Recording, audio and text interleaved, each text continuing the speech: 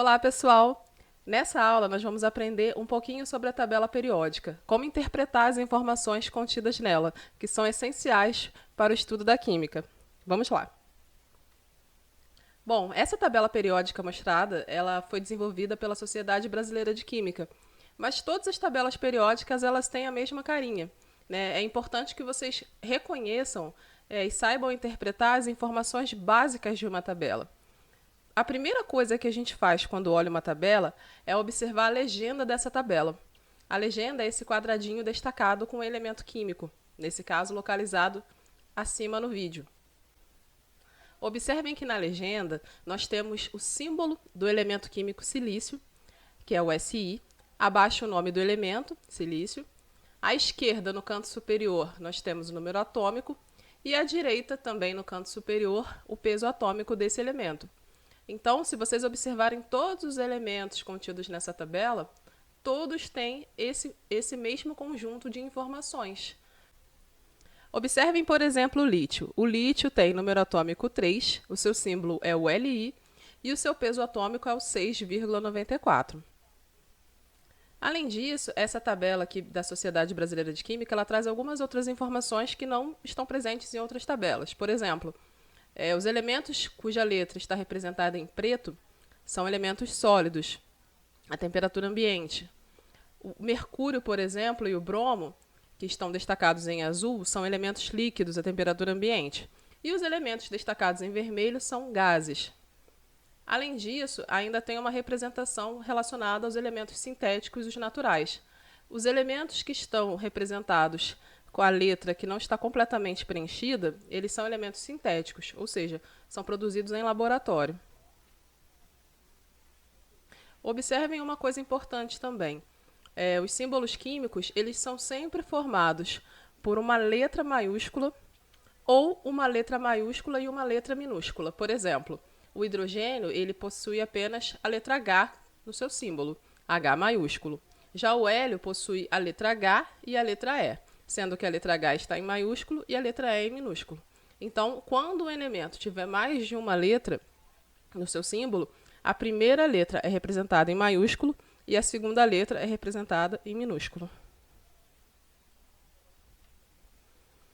Bom, a tabela periódica atual ela está organizada em ordem crescente de número atômico. Observem que lá em cima o hidrogênio tem número atômico 1. E aí depois vai para o hélio, número atômico 2. E aí segue lítio, número atômico 3, berílio, número atômico 4, boro, número atômico 5, e assim por diante, até chegar ao elemento químico de número 118. Observem aqui nessa parte, destacada em amarelo e verde, a série dos lantanídeos e dos actinídeos. Então, o bário tem número atômico 56.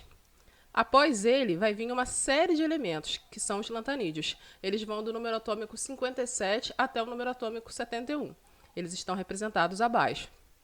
E aí depois retorna para o hafnio, que tem número atômico 72. Na linha de baixo, no período de baixo, nós temos o rádio, que tem número atômico 88, dentro da tabela. E aí depois vem a série dos actinídeos, que vão do número atômico 89 até o número atômico 103. E aí depois volta para o elemento rutherfórdio, em homenagem a Rutherford, que vocês já conhecem, que tem número atômico 104. Essas séries dos lantanídeos e dos actinídeos, elas foram colocadas abaixo na tabela, porque se elas fossem colocadas no meio da tabela, a tabela ia ficar muito larga. No próximo vídeo eu vou mostrar para vocês como que ficaria a tabela se os lantanídeos e os actinídeos estivessem inseridos no meio dela.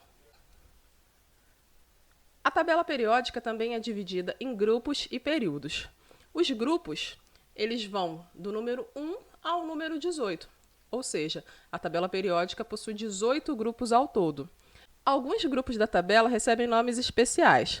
O grupo 1, por exemplo, é o grupo dos metais alcalinos. Observem que o hidrogênio está no topo do grupo 1, mas ele não faz parte do grupo dos metais alcalinos, porque o hidrogênio não tem propriedades semelhantes a nenhum outro elemento da tabela periódica. Ele está aí apenas por possuir um elétron. Então, o grupo dos metais alcalinos, ele começa no lítio e vai até o frâncio. O grupo 2 é o grupo dos metais alcalino-terrosos, começa no berílio e vai até o rádio. O grupo 16, que começa no oxigênio, é o grupo dos calcogênios.